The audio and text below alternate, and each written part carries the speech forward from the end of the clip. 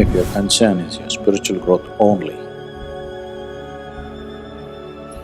then if you have a demon for your partner, that's the best thing. But your partner, your husband, wife is not just about spiritual growth, you also want to have a pleasant life in the family. Then Namaskaram Sadhguru. I'm married but I want to grow spiritually.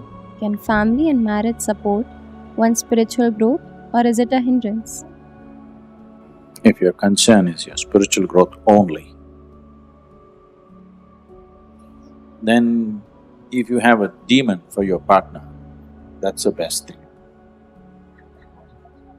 If your concern is only spiritual growth, but your partner, your husband, wife is not just about spiritual growth, you also want to have a pleasant life in the family,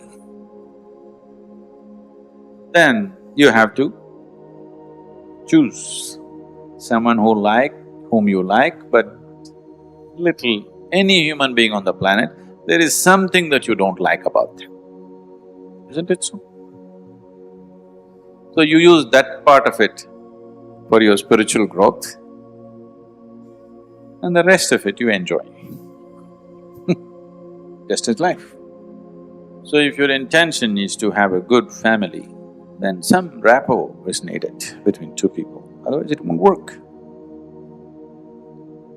Especially if you have produced children, then rapport is must, otherwise you'll foul the new life that's come up.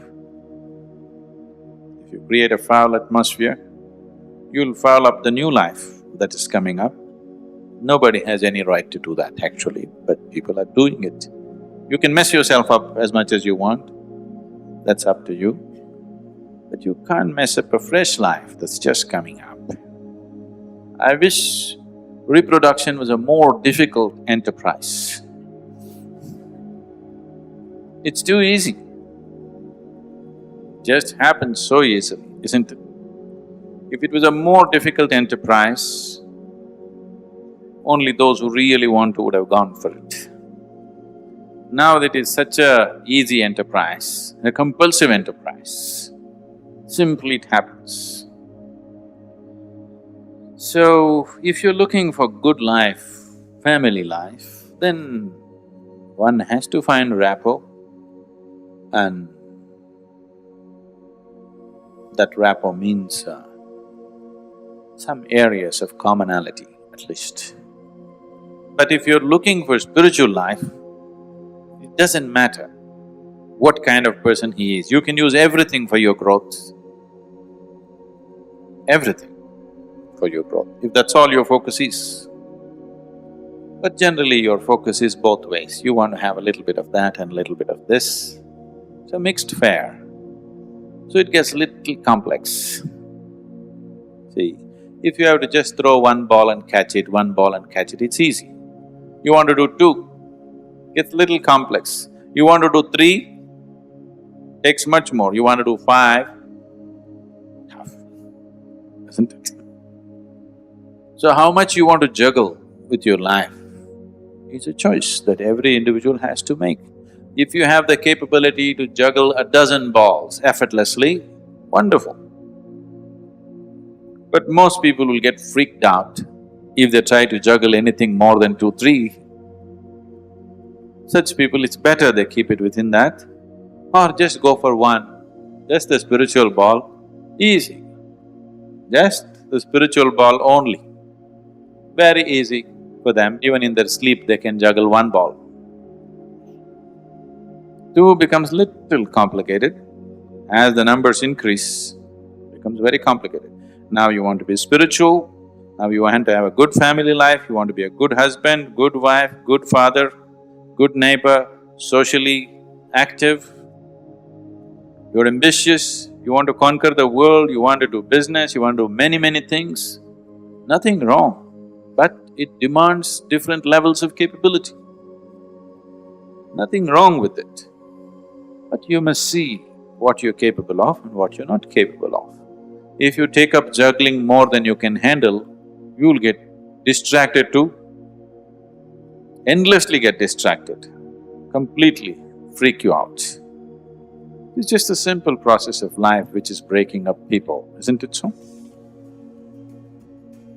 Just trying to make a living, trying to have a successful business, trying to have a good family, which is breaking up people, going into bits. People are losing their mind, losing their heart, they want to even kill themselves. All this is happening, just trying to juggle too many balls beyond your capability. Is it wrong? Nothing wrong with it. It is just that when you attempt something beyond your capability, you get freaked out because you invested in all the fireballs. If even one falls down, you'll freak out. Your business is successful, but your children not doing well. Are you okay? No. Your children are wonderful, wife is wonderful, your business is down the drain. Are you okay? No. So it's like this, everything is okay, your health is not good. Are you okay? No. So this is how it is. Even if one ball falls down, it'll freak you out, isn't it? Others are all fine, just one fell down. That's the problem, isn't it? So, to build a rapport takes effort, takes compromise, takes love, endurance. Takes endurance, you know. Somebody is constantly like this, you want to build rapport with that person, but you don't want to go his way. That takes lots of endurance. Yes or no? People whom you love are not easy. On top of this, they're telling you to love your neighbor also. The most distress to you is always caused by people whom you love, isn't it so? Yes? Always. So if you love your neighbor more, you love the whole world much more. But that's easy. Loving the whole world is easy because you don't have to love anybody. It's just an idea. So what can you do? One thing is to transform yourself in such a way, being in your presence, unknowingly, their cup will turn around. If you want to walk alone, it's very easy. If you want to take people with you, then it takes a considerable amount of effort. When Gautama was asked this question, is it better to walk alone on the path or with a companion? He's not like me, he's dry. He said, it's better to walk alone than to walk with a fool. He's not saying don't walk with anybody, he's not saying don't have companions, but he said it's better to walk alone than walk with a fool. Because they can drain you, they can take such a lot of energy and time, and you don't know, they may be stronger than you and they may take you their way than you taking them your way. There's every possibility, yes? So, I won't say what Gautama said. All I'm saying is, it doesn't matter how you walk, as far as your spiritual process is concerned, anyway you're alone. Nobody's with you. It's only the bodily process, the material process of life, which you can share with people. You come alone and you go alone, isn't it?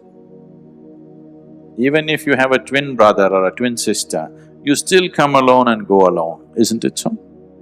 So when it comes to the spirit, anyway, you walk alone. So don't mix that up. So that part of it you handle well. The material part of it, according to your capability, to what extent you can do it, you do it. They come your way, it's wonderful. If they don't grudge them. just that you don't have to go that way. Maybe someday, when the doctor tells you your liver is in a bad state, he may seek divine, you know. Yes. Have you seen people who are walking in the morning? Not everybody. There are certain type of people. These are all over 50, 55 age group people. They have become lean and they're walking briskly every day, religiously they are there. These are all people who generally had a cardiac problem. They almost died. Then their doctor told them, either you do this or you're gone. Now their walking is like a religion. Not Sunday morning, every morning. Have you seen those people? Suddenly they transform, they eat properly, they do everything properly because the fear of life and death has come. So different people need different kinds of impetus. You're sensible, you learn by just looking. You're not sensible, you learn by thrashing. Life will thrash you. So, you make sure the spiritual part of your life, you handle it 100% properly. The material part of your life is never 100% proper, never can be, isn't it so? Is there any family which is a perfect family? Is there any relationship which is a perfect relationship? Is there any business which is a perfect business? Is there any career which is a perfect career? There is no such thing, don't seek that. Your life will become wasteful and fanciful if you seek such things. They all happen to the extent you're capable of handling them, that's all. Good. They're not going into a disastrous mode, all right.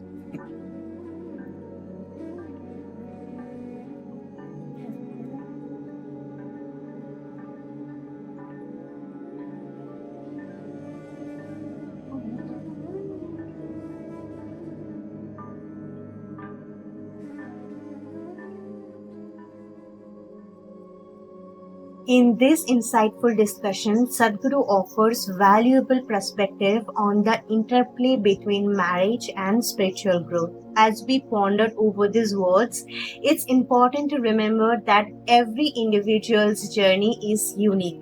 While some may find marriage to be a crystal for spiritual evolution, others may perceive it differently. It is the awareness and understanding that we gain from these discussions that enrich our lives. So, as we conclude, let us carry forward this wisdom with an open mind and heart, recognizing that there is no one size fit for all. This journey of exploration is what leads us to greater understanding of life and fulfillment. I hope you found some value in today's video, and I will see you in the next one. Namaskaram.